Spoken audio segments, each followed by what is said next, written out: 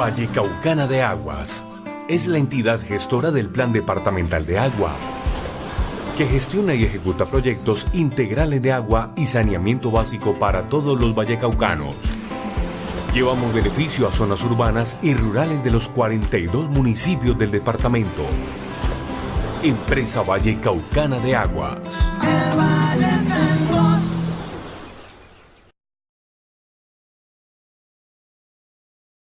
Está ubicado el bosque seco tropical y el humedal del Cortijo del Valle del Lili.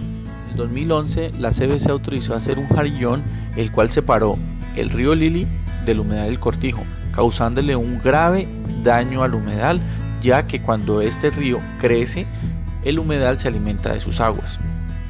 Luego de este grave error del primer jarillón, la CBC autorizó una segunda corrección, o sea, un segundo jarillón, que también quedó mal hecho.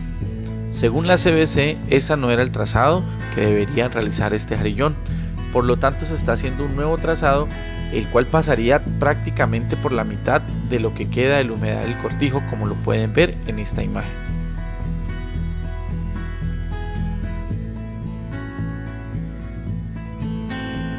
Pueden ver en esta imagen, trataron de canalizar las aguas que naturalmente llegaban al humedal del Cortijo y que lo alimentaban. Pero como también se puede observar en esta imagen, no lograron su objetivo, ya que hicieron un pésimo trabajo. Otra afectación es el ganado bovino que se encuentra en la zona, ya que allí no debería existir este tipo de animales. Como pueden observar, también se intentó canalizar las aguas que vienen de los nacimientos, o bueno, del nacimiento que aún queda con vida, ya que en esta zona habían 4 nacimientos y con la explanación que ustedes ven a continuación, solamente dejaron uno vivo. Y este es el que actualmente alimenta poco a poco al humedal del Cortijo. Como pueden ver, los dos jarillones se unen en extremo y extremo, cortándole toda la comunicación con el río Lili y con todas las aguas que alimentaban a este humedal, destinándolo prácticamente a morir. Esta imagen que ven aquí es una explanación de aproximadamente 12.000 metros cuadrados, una afectación directa al bosque seco tropical que no contó con ningún tipo de autorización por parte de la CBC, y aún así no hay ni existe una sanción vigente para el que hizo este daño ambiental. Esta imagen utilizada por Metrocali para decir que no se afectó el humedal del Cortijo, podemos evidenciar que sí se afectó, y que con el tercer dique lo que van a hacer es asesinar al humedal del Cortijo. En esta zona debería existir una quebrada que, según el estudio de caracterización hecho por Metrocali y la alcaldía, nace y muere en el lote del Cortijo. Sin embargo, debido a las explanaciones hechas en la zona, ya no existe. Justo en medio de estos guaduales se encuentra lo que queda del humedal del Cortijo. El humedal del Cortijo es rico en biodiversidad, ya que alberga más de 80 especies de fauna silvestre y 27 familias de flora.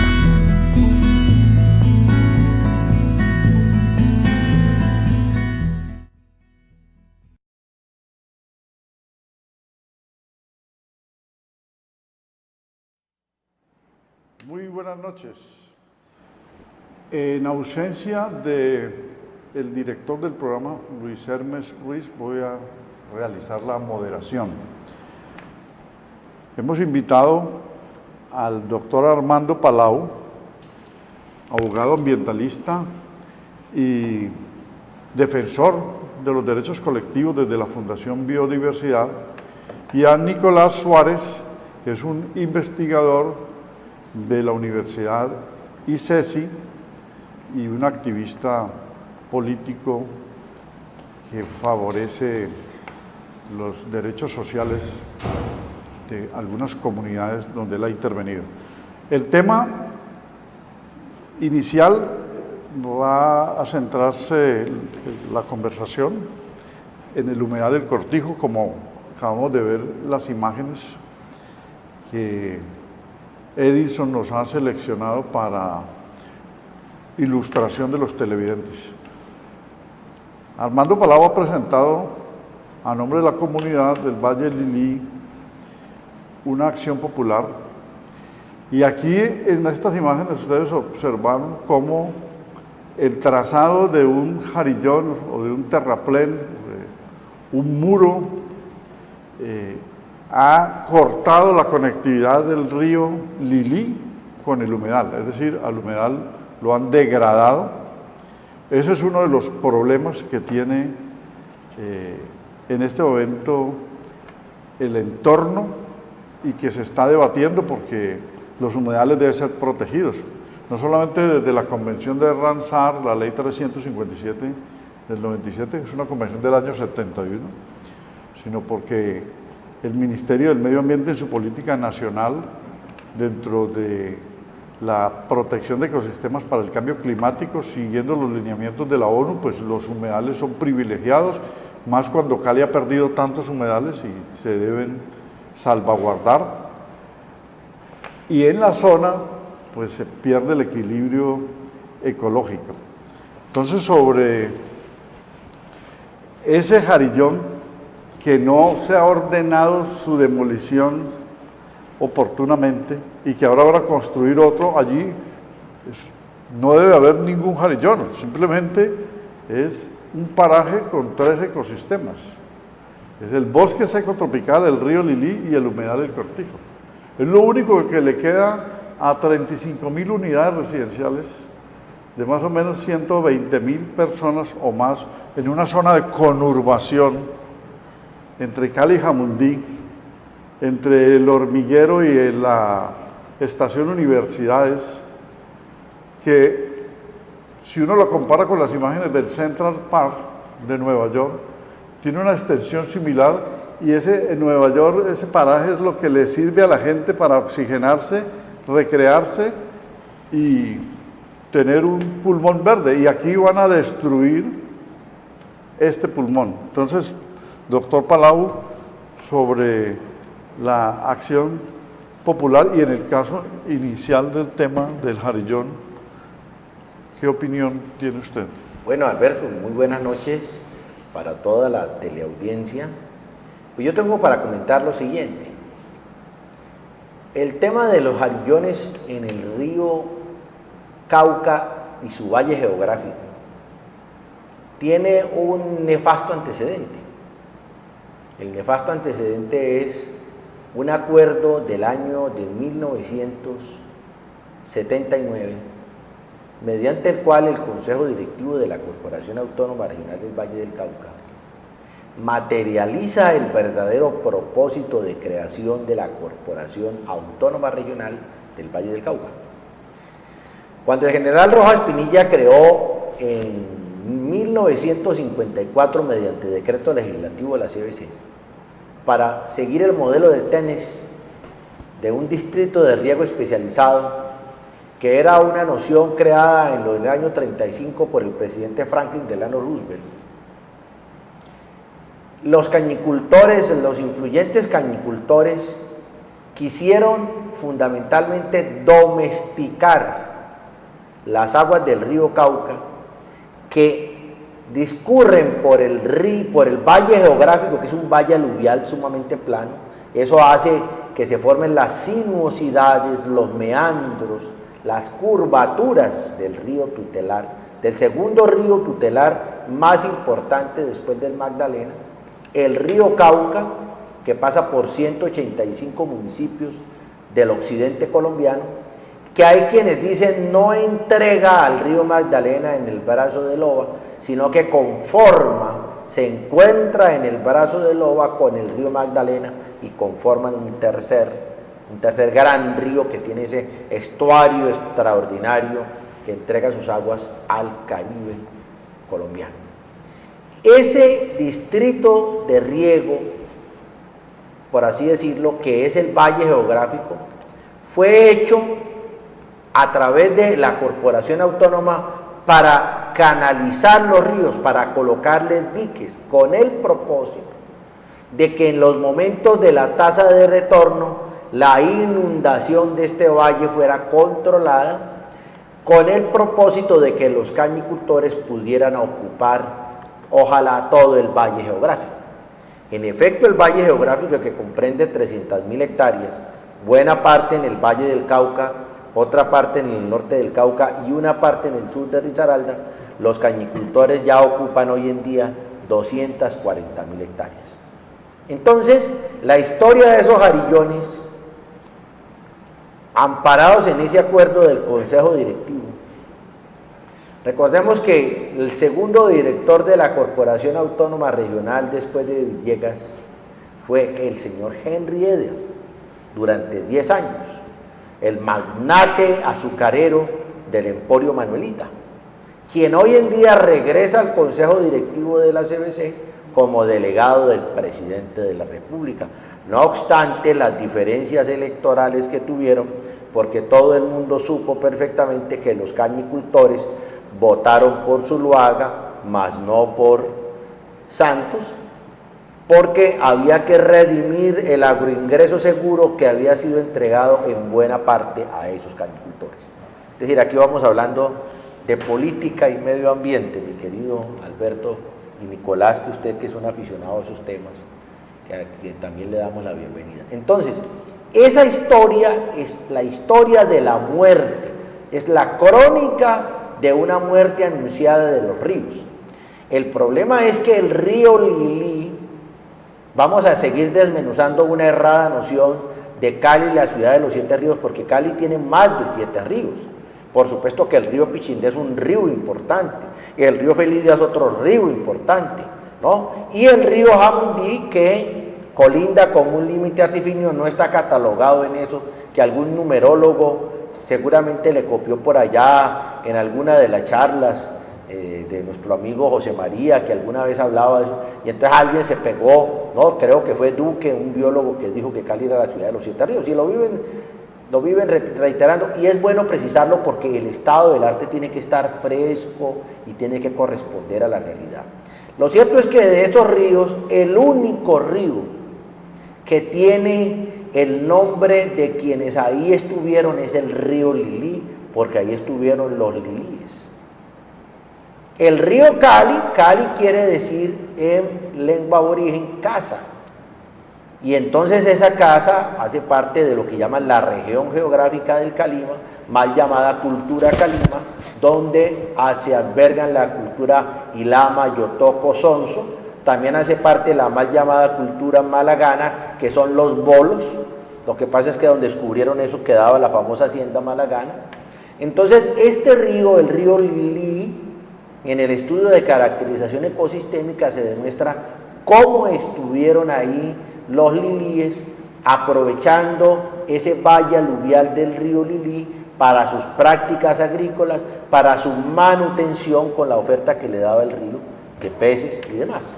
Entonces el jarillón está hecho para matar el río, para cercenar su campo de acción, porque entonces ellos se pegaron del Código de los Recursos Naturales, de la famosa faja de los 30 metros, y entonces piensan que el río solamente puede tener un amplio máximo de 30 metros, que es una cosa completamente absurda, porque el río Cauca, en sus épocas de creciente, inundaba el Guavito, que es donde queda la base aérea, y llegaba al único jarillón que había para detenerlo, que era el leve jarillón de la Carrilera, porque la Carrilera es un pequeño jarillón. Así las cosas, la CBC ha contribuido pues a la muerte del río Lili, permitiendo que en el 2011 se hiciera un jarillón que fue colocado por la mitad de ese humedal, el humedal llamado por la comunidad Humedal El Cortijo, para darle un golpe certero y matarlo. Entonces ahora salen con que tienen que corregirlo, y en esa cosa pues de andarle buscando el trazado ideal, pues obviamente que en esas obras civiles lo que hacen es desecar el humedal. Eso debe en este momentico casi que retirar ese jarillón, retirarlo piedra por piedra. Eso es una labor casi como de hormigas. No, aquí van a meter unos bulldozers, unas retroexcavadoras para acabar. Lo que quiere decir que la autoridad ambiental que tiene jurisdicción, que es la CBC en esa zona, por ser un área suburbana, porque además el ministerio así lo definió hace algunos años, aunque ha cambiado su posición, entonces ahí está corroborado que la CBC no tiene una vocación ambiental. Bueno, Armando, pero con esa descripción que usted hace, porque allí hay un delito contra el río y contra los recursos naturales. Pasemos a mirar un poco la norma internacional en este sentido. En este momento están reunidos en Bonn, Alemania, la mayor parte de los países miembros de la ONU en el COP 23, o sea, Cumbre de Países del Mundo número 23, para ver cómo se salva el planeta y cómo se evita el calentamiento global. Pero en el COP 21, que es de París, donde se diseñó la Agenda 2030, o sea, a 15 años, se fijaron 17 objetivos para el desarrollo sostenible que deben cumplirse, incluyéndolos en los planes de desarrollo. Y sobre este caso del humedal, para no salirnos del tema, hay al menos 4 objetivos que se violan, que tiene que ver con la protección de los ecosistemas terrestres, que tiene que ver con los bosques, en el caso del bosque tropical, que también le vamos a pedir nos lo explique, y que tiene que ver con las aguas, el manejo de las aguas, y que tiene que ver con la participación de la comunidad.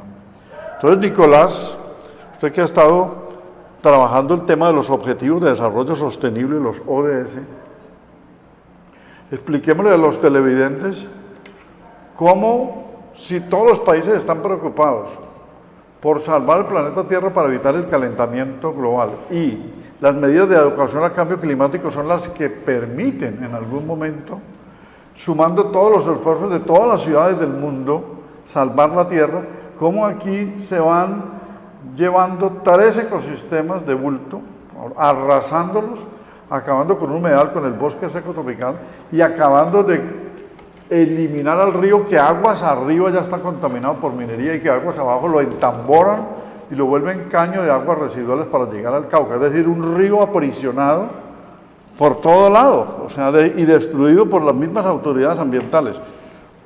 ¿Cómo es esto de los objetivos de desarrollo sostenible que se deben cumplir? ¿Cuál es el sentido? Expliquémosle a los televidentes eso. Muy buenas noches a todos los televidentes, Alberto, Armando, muchas gracias por la invitación. Prácticamente en la acción que está pasando hoy en día en el humedal El Cortijo, tanto el humedal como el bosque seco, como pues las consecuencias que trae sobre el río Lili, encontramos una clara violación a 3 objetivos específicos. El objetivo número 11 de los Objetivos de Desarrollo Sostenible nos habla de construir ciudades y comunidades sostenibles. Y aquí sí quisiera detenerme a hacer un poco de énfasis, porque este objetivo nace a raíz de la necesidad que se dan cuenta todos los países en la cumbre, en la COP21, de la urbanización y de la importancia de migración que ha habido desde lo rural hacia lo urbano. Y tenían un dato, que es un dato pues un poco alarmante en el sentido de que las ciudades, por lo menos nuestra ciudad nos está preparando, y es que el 54% de la población mundial hoy en día está viviendo en las grandes ciudades. Grandes ciudades son ciudades de más de 2 millones de habitantes. Entonces tenemos ahí que todos los países en París se reúnen a ver, bueno, ¿cómo vamos a hacer para que las ciudades puedan canalizar esta migración sin afectar la sostenibilidad? Y aquí en Cali, claramente con esta acción, nos estamos dando cuenta que el argumento inicial de construir la terminal de cabecera es que en esa parte tenemos una sobrepoblación, que hay que darle un transporte masivo. Entonces parte de la idea de que está la necesidad que ya se identificó, pero no se está yendo con el objetivo, porque el objetivo es canalizar esa sobrepoblación que está llegando a las ciudades de una manera sostenible. Entonces ahí se ve claramente que la ciudad en ningún momento se ha sentado a pensarse y a proyectarse sobre eso. Arrancando por algo, construir una estación de cabecera en donde no es el fin de la ciudad no tiene ningún sentido. Es como si la estación de paso del comercio Terminal Calima estuviera construida a la altura del Sena. Aquí Cali ya está llegando a Jamundí, la urbanización ya está llegando a Jamundí. Ese sitio está a 4 calles o 4 cuadras de la estación Universidad, ahí no va a desembotellar nada. Exactamente. Desembotellaría abajo en el hormiguero. Entonces, este objetivo, el objetivo número 11, nos habla precisamente de eso, que se conecta con el objetivo número 15, que es la protección de los ecosistemas terrestres, sobre todo en espacios urbanos. Y es que toda esta urbanización tiene que priorizar la protección de los ecosistemas terrestres. Y aquí claramente hay un ecosistema que se está viendo vulnerado, ya como lo expuso el doctor Palau. Y tenemos el objetivo número 13, que es la acción por el clima.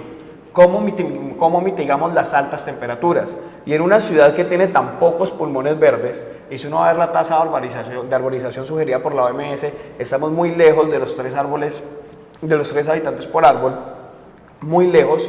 Entonces vemos que en ningún momento de este proyecto de transporte se tuvieron en cuenta crear una comunidad y una ciudad sostenible, proteger los ecosistemas y generar una acción por el clima, porque estamos eliminando y acabando y asesinando uno de los pocos pulmones verdes que nos queda en la ciudad. Nosotros, desde el Grupo de Acciones Públicas de la Universidad ICESI, tuvimos una experiencia de una acción popular en la Comuna 20, en la quebrada Guarrús, que la quebrada tenía un problema, y es que la quebrada, toda su parte lateral fue invadida, fue urbanizada.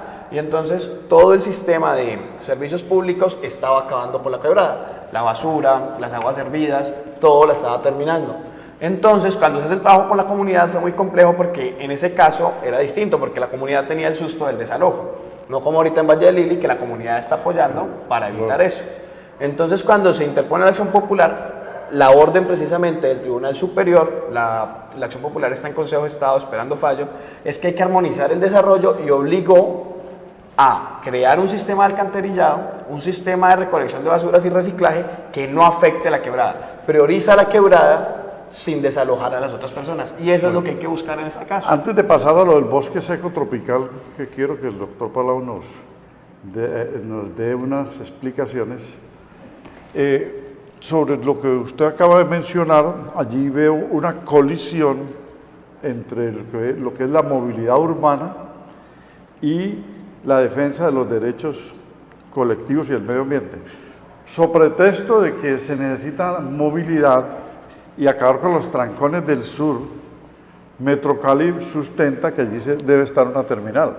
Y están equivocados porque allí es el sitio, no es el indicado, no solo porque va a violar lo que usted ha explicado de los ODS y de los ecosistemas, sino que va a colapsar más porque no va a destaponar el problema de la zona universitaria y de toda la conurbación. Esos dos choques, digamos, o ese choque entre dos derechos, el de la movilidad y el de un ambiente saludable con unos ecosistemas que son naturales, no son ni siquiera que es un humedal artificial, sino que es un humedal natural, y si fuera artificial también habría que respetarlo. ¿Cómo se puede resolver? Considero que aplicando el diseño inicial que era en el autocine Piedra Grande y en esa zona allá construir la terminal sur, porque sí se necesita movilidad. Exacto. Sí, y además es que ahí, precisamente, tenemos que la terminal de cabecera está a 4 cuadras de la terminal de la estación Universidades, que no es una terminal. Entonces hay dos soluciones. Hay una solución al corto plazo, que es ampliar la terminal, la estación Universidades, hasta la glorieta de entrada a Cali, que ahí hay una zanja donde se puede ampliar, o ya construir la terminal de cabecera en el autocine. Porque es que, ¿qué es lo que pasa? Si se construye la terminal de cabecera donde está proyectada, no solo no descongestiona, sino que va a congestionar mucho más. Porque si uno ve el rompoint de la entrada de la vía Panamericana, ahí todos los buses ya no dan el retorno en la estación Universidades, sino que tienen que ingresar hacia Valle del Lili, que como todos sabemos tiene solo una entrada, la de atrás de la 14 de Calima. Entonces la movilidad con este proyecto nunca se va a ver beneficiada. Sobre ese choque o colisión, doctor Palau, ¿cuál es su criterio? O sea, porque nadie se opone a la movilidad urbana, sino que sea razonable el sitio de ubicación. Claro, a ver. El maestro José María Borrero dice que la piedra angular de la problemática ambiental es precisamente el automóvil, el carro. Y claro, es algo de mayor complejidad porque pues todo lo que se dirige alrededor del petróleo, que no solamente pues esos hidrocarburos sirven pues para ese combustible fósil, sino que además contribuye incluso para muchas cosas que son vitales para el ser humano. Champús, bueno, tantas cosas que se producen a partir del petróleo. Pero el tema del consumo, ese gran cartel del petróleo, pues entra en una lógica perversa porque colapsa. La ciudad de Los Ángeles, que es una ciudad con grandes diseños de grandes avenidas, ha colapsado. Es decir, todas las grandes ciudades han colapsado porque es que el crecimiento, usted no puede estirar el territorio. Y entonces, aquí Cali viene hablando desde hace mucho rato de ciudades compactas, lo cual es un sofisma de distracción. No hay ciudades compactas porque los urbanizadores, que son los que definen el rumbo de la ciudad, pues necesitan vender sus tierras y vender sus apartamentos.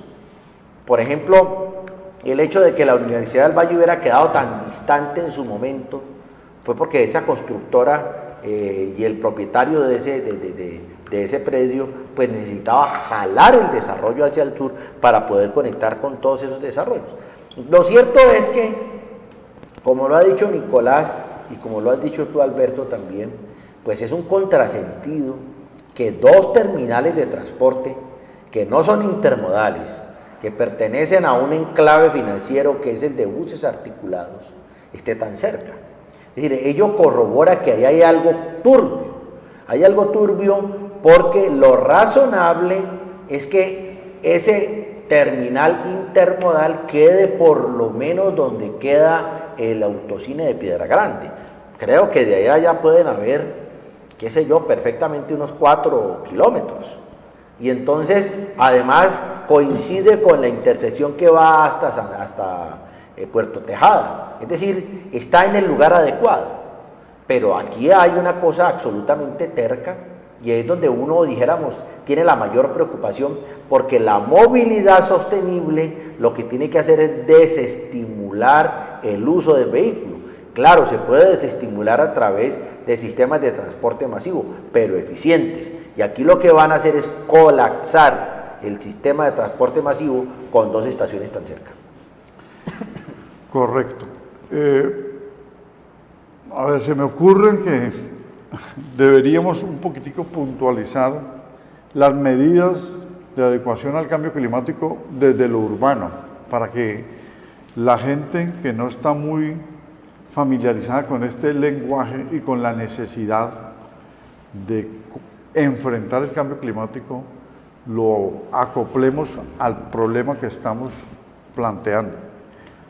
Si bien es cierto que algunos sarcásticos, como el mismo presidente Donald Trump, niegan el cambio climático, el panel de científicos de la ONU desde el año 94 viene trabajando sobre esas medidas y ya es un hecho que el calentamiento global está llevando a la causa de los desastres. Y también hay un listado de medidas que se deben aplicar.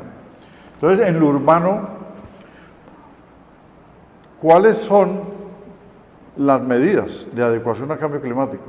Una es que la movilidad sea efectiva para un transporte masivo y que la gente no saque carros y no contaminen el aire urbano, o sea, descarbonización. Y eso necesita transporte masivo y se necesita intermodalidad, se necesita tren liviano, superficial, que recorra la ciudad, ciclovías y otras medidas, pico y placa, etcétera, etcétera, es decir, descontaminado.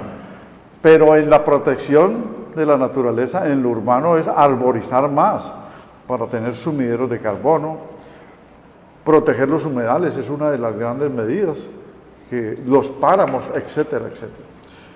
Aquí estamos viendo imágenes del humedal, imágenes aéreas. Miren el paraje, amigos televidentes, que comprende todo un pulmón verde, una zona extraordinaria que va a servir para la recreación y para la salubridad y para el goce y disfrute de todos, porque allí ya está todo construido alrededor. O sea, eso es lo que llama conurbación, y más cuando 2 municipios se acercan, Cali y Jamundí, en ese sitio. Y vamos a ver imágenes que Edinson nos va a mostrar del Central Park de Nueva York, que es un sitio parecido con una laguna, ¿sí? Que tiene el goce para todos, y cómo es que Nueva York lo protege y es el atractivo turístico, y aquí lo tenemos y lo van a destruir. O sea, ¿cuáles son las medidas entonces que se mencionan de cambio climático, Nicolás, que desde el punto de vista de lo urbano, todas las ciudades y más las grandes ciudades deben contribuir en el mundo para salvar el planeta Tierra y que evitemos más desastres? En el desarrollo del tema de los objetivos de desarrollo sostenible, el Banco Mundial en su división de mitigación, adaptación y resiliencia al cambio climático da ciertas recomendaciones a las ciudades partiendo de que las ciudades se pueden redensificar. Es decir, que no empecemos a tener, que no sigamos creciendo con edificios de 5 o 6 pisos hacia Jamundí, hacia Palmira, sino que empecemos a redensificar hacia el centro. Porque la redensificación tiene muchas ventajas. La redensificación puede ayudar a liberar estos espacios, los mal llamados suburbios, para generar cadenas y corredores de protección verde. Para, por ejemplo, en Cali, si nosotros logramos tener muchos corredores, se pueden generar los ecosistemas de intercomunicación entre los farallones y el resto del país. Y la redensificación apoya en un tema muy importante, que es la reducción del uso del automóvil. En la medida que la gente esté más cerca del trabajo, en la medida que la gente esté más cerca del colegio de los hijos, en la medida que el estudiante esté más cerca de su universidad, todo eso se puede lograr a raíz, mejor dicho, cuando una ciudad está redensificada, es una ciudad que hoy en día está adaptada para enfrentar el cambio climático. ¿Y eso qué nos permite? Que los trayectos en bicicleta sí se pueden hacer, que el transporte masivo va a ser mucho más eficiente porque los trayectos son mucho más cortos. El transporte masivo es una maravilla si uno tiene que hacer un trayecto de hasta 10, 7 kilómetros. Pero en trayectos de personas, por ejemplo, la persona que hoy en día está comprando la casa en Jamundí, tiene que coger casi 4 buses, precisamente prefieren el carro, porque cada frecuencia de cada bus es de 25 o 30 minutos. Entonces, para llegar a trabajar a las 7:30 tienen que salir a las 4 de la mañana.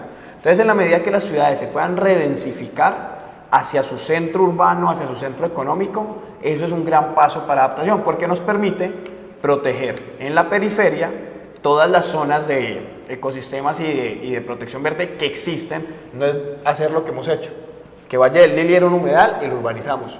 Hacia Jamundí eran también tierra, y la que no está sembrada en caña, la estamos construyendo. Entonces le estamos entregando todos los ecosistemas a la constructora o al agricultor. Antes era solo al agricultor, ahorita es a la constructora también. Entonces, en esa medida las ciudades tienen que apostar por una redensificación. Y una vez logremos estar redensificados, se pueden generar corredores verdes, se pueden generar sistemas de trenes de cercanía, transporte intermodal, que es lo que se necesita para poder reducir el automóvil, porque está probado que de las mayores causas de contaminación y de emisión de CO2 a la atmósfera es el gran uso de automóvil que tenemos en el mundo. Bueno, entonces ahora sí, como el doctor Armando Palau ha venido escribiendo una serie de artículos muy interesantes sobre el bosque seco tropical, y lo ha estudiado con documentos del Instituto Humboldt y lo ha sustentado dentro de la demanda de acción popular. Solicitémosle, doctor Palau, a usted, pues, para que los televidentes puedan tener más claridad, cómo es que un bosque seco tropical, que es de lo poco que queda, porque el Valle tenía mucho bosque seco tropical y Colombia también, que es de carácter, digamos, interandino, va a ser destruido para encementar esa zona. Es decir, hasta dónde llega la besania, la locura de violar los objetivos de desarrollo sostenible, de violar los ecosistemas y alterar los entornos habitacionales. Bueno, Alberto, pues aquí valdría la pena decir, frente a semejantes excesos, valdría la pena recordar al poeta Tafur. Mire, perdón, doctor, mire el Central Park de Nueva York, el humedal y el bosque, e inspírese. O sea, ¿cómo allá no destruyen esto en medio de esa ciudad, y nosotros, que no tenemos un bosque de esa naturaleza, lo vamos a acabar? Correcto, estamos de acuerdo. Muy bien traída esa imagen, Alberto, muy bien referenciada, porque exactamente tenemos la posibilidad ahí en ese bioma, en ese pequeño bioma que constituye el río Lili, el bosque seco tropical del río Lili, y el humedal del Cortijo, que es un humedal que está asociado al bosque seco tropical, es un humedal léntico. Bueno, yo decía que el poeta Tafur, gran jurista, decía, colocaba en boca de Jovita Feijó que nos gobierne la locura ya que la razón no ha podido. Aquí estamos en esto es una ciudad de locos, esto es ni siquiera es la selva de cemento de la que habla Héctor Lavoe en sus discos hermosos.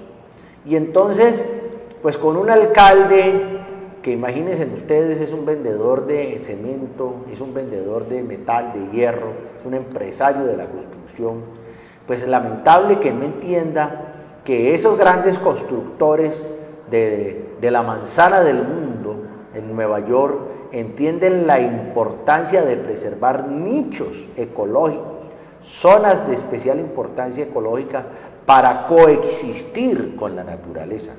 Es que nosotros no podemos romper ese cordón umbilical que nos liga a la madre tierra, porque esa ligazón se da al interior de la nave en la que viajamos por el cosmos. Como decía Borges, esa es la única nave en la que recorremos el espacio sideral. De tal suerte, Alberto, que el bosque seco tropical, la gente dice, pero ¿cómo así que bosque seco tropical? A mí me da grima, me da tristeza ver que Metrocali haya contratado, yo no sé si es un muchacho pereirano, un abogado experto en derecho ambiental, que veo que no tiene claridad entre lo que es el desarrollo sostenible y el desarrollo sustentable, ¿no? Que hay una profunda diferencia ahí. Que además dice que cuál bosque seco tropical, que yo pues seguramente en mis febriles devociones me inventé lo del bosque seco tropical, ¿no? Entonces lo que ocurre es que hay lo que llama el Código Disciplinario Único una ignorancia supina, Alberto, ignorancia supina, porque desconocer al Instituto Alexander Humboldt, que es un instituto adscrito al Ministerio de Medio Ambiente, quien demuestra en una gran publicación del año 2014, El bosque seco tropical, demuestra que solamente en 5 regiones del país hay bosque seco tropical. Y en esta región del país, del valle geográfico del río Cauca, que ha sido devastado por el cartel de los pirómanos de la caña de azúcar, ¿no? Entonces solamente queda el 3% de bosque seco tropical. Ese bosque donde el estudio ecosistémico dice que hay 45 especies de aves detectadas en ese relicto de bosque seco tropical, donde hay unas tortugas, donde hay una gran variedad de murciélagos, guatines, dantas, por favor. Estos señores que están pensando de eso, es decir, inclusive yo creo que en las iglesias católicas y en las iglesias protestantes, ahora el protestantismo está cumpliendo, creo que algo así como 5 siglos, desde el momento en que Lutero, Calvino, sí, 500 años. Fue en 1517 que él colgó las verdades en la catedral de Wittenberg. Y simultáneamente, no, porque simultáneamente es Calvino, Lutero y Schiller en Suiza. Entonces,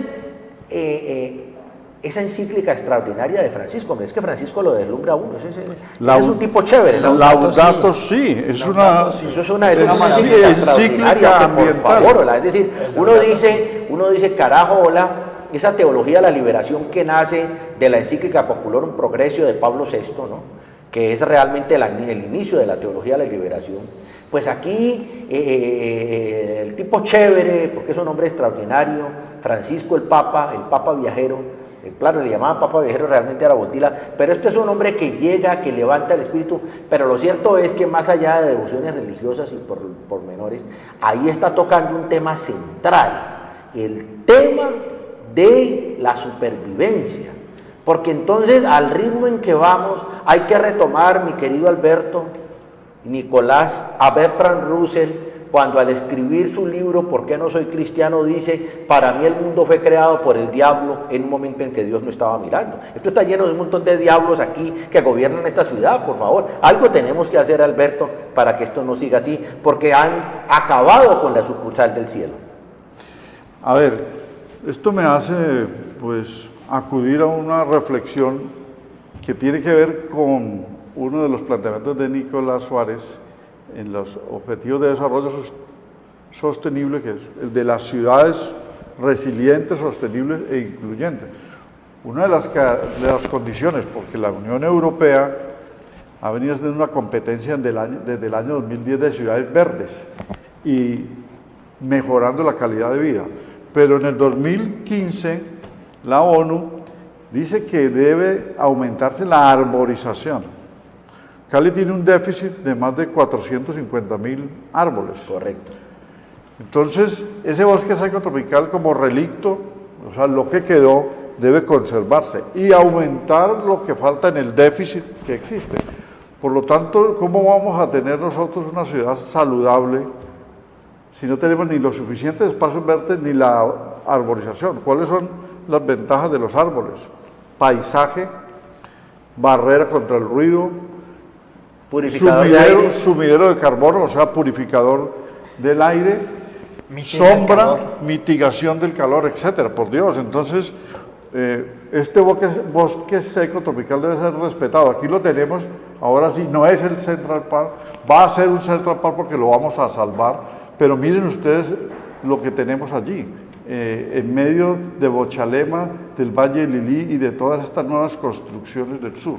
Entonces, miremos ese objetivo, la arborización. Hablemos un poco de la arborización en general para ligarla al bosque seco tropical. Nosotros en el 2015, en el Grupo Acciones, hicimos un experimento porque precisamente estábamos denunciando el déficit arbóreo, la falta del censo arbóreo y que el DACMA está convencido de que cuando uno se enferma uno no va a la clínica sino al matadero, porque aquí cualquier árbol que se le encuentre cualquier cosa, de una lo talan, no lo salvan. Entonces en ese ejercicio, por eso el tema de la mitigación del calor, tomamos la temperatura simultáneamente en las mismas condiciones en el barrio Mojica, allá al pie del CAI, y en el Parque del Peñón. Parque del Peñón, la Comuna 3, la Comuna 2, la Comuna 19 y la Comuna 22 son las únicas comunas en Cali, junto con la 17, que pueden llegar a cumplir una tasa arbórea ideal. De resto, la ciudad toda está en déficit. Y la diferencia de temperatura el mismo tiempo en Mojica y al mismo tiempo en el Parque del Peñón era entre aproximadamente 2.5 y 3.5 grados centígrados, con las mismas condiciones, el mismo momento. ¿Qué lugares, perdón? El Peñón y Mojica. La comuna de Mojica es la comuna que tiene más déficit y la del Parque del Peñón, junto con la 22, es la que tiene menos déficit arbóreo. Entonces, en ese sentido, lo que se estaba haciendo era la denuncia porque en esa época se estaban talando todos los árboles enfermos de Cali sin evaluar cuál era la posible recuperación. Entonces, a partir de ahí nos dimos cuenta que el tema de arborización en la ciudad es casi nulo. Las compensaciones con las construcciones es casi nulo. No se está haciendo compensación. No se cumplen las Exactamente. compensaciones. Por ejemplo, ahorita yo pues acudo a montar bicicleta y cada vez que uno arranca hacia Pance se encuentra con ya sin el túnel de árboles que nos encontrábamos y está todo eso pelado y esa compensación nadie sabe dónde la hicieron. Entonces no se está haciendo las compensaciones y las compensaciones es solo precisamente como se llama compensar lo que se tala, pero no hay ninguna acción para cubrir el déficit que tenemos. Entonces si nos dedicamos solo a compensar, profesor Ramos, pues nunca vamos a llegar a la tasa arbórea necesaria como ciudad. Exacto. Es decir, ahí el punto es que uno tiene que preservar. En el desarrollo sustentable, pues lo que hay que buscar es la preservación. Ese es el verbo rector, no la creación de espacios artificiales, no la creación, no la sustitución, ni la compensación de biodiversidad que tiene unas causales sumamente rigurosas y que ha sido mal aplicada por los ingenieros forestales de la CBC. Es decir, yo pienso que la CBC realmente pues ha agravado la crisis, porque la crisis es una crisis de mucho tiempo atrás. No hay un líder ambiental. Infortunadamente nuestro coterráneo Rubén Darío Materón ha demostrado ser inferior al compromiso que demanda una entidad tan seria, de tanto bagaje, de tanto conocimiento. No obstante que fue creada por los cañicultores, pues hay un conocimiento ahí, un know-how rescatable y valdría la pena pues para culminar diciendo, mi querido Alberto, que estamos exactamente, como decía Eric Fromm en su libro extraordinario La Revolución de la Esperanza, en el punto central de la crisis. Y tenemos que hacer nuestros mejores esfuerzos para humanizar esta sociedad tecnócrata y corrupta, que en lo que tiene que ver con la historia de Colombia está próxima a cumplir 200 años de haber sido decretada la pena de muerte por el general, el gran libertador Simón Bolívar. Imagínense que el río Lilí, que está afectado aguas arriba, porque nunca la minería la han parado para evitar la caparrosa y toda esa destrucción del cauce, ahora lo cometen un crimen mayor, lo revictimizan porque le quitan pues en su recorrido mucho, porque las licencias o permisos dicen para la intervención del cauce. O sea, ¿cómo es posible que en vez de recuperar los ríos lo acaben de afectar y luego se vuelve un caño? Yo quisiera en este momento entonces decir, recogiendo una parte de su expresión, que no solamente incumplen con los planes de ordenamiento y manejo de las cuencas, porque el río Lilí no es una subcuenca o es una microcuenca del río Pance, está dentro de la cuenca o el plan o el PONCA o manejo de la cuenca del río Pance, y fue desatendido hace mucho tiempo. Ahora, el humedal creo que ni lo conocían, porque ese humedal no tiene plan de manejo ambiental, y el Ministerio del Medio Ambiente, con la resolución 157 del 2004, ordenaba planes de manejo para humedales. Y sacan disculpas diciendo que no pertenece al complejo del río Cauca, o sea que los humedales que no son del río Cauca no valen o no sirven.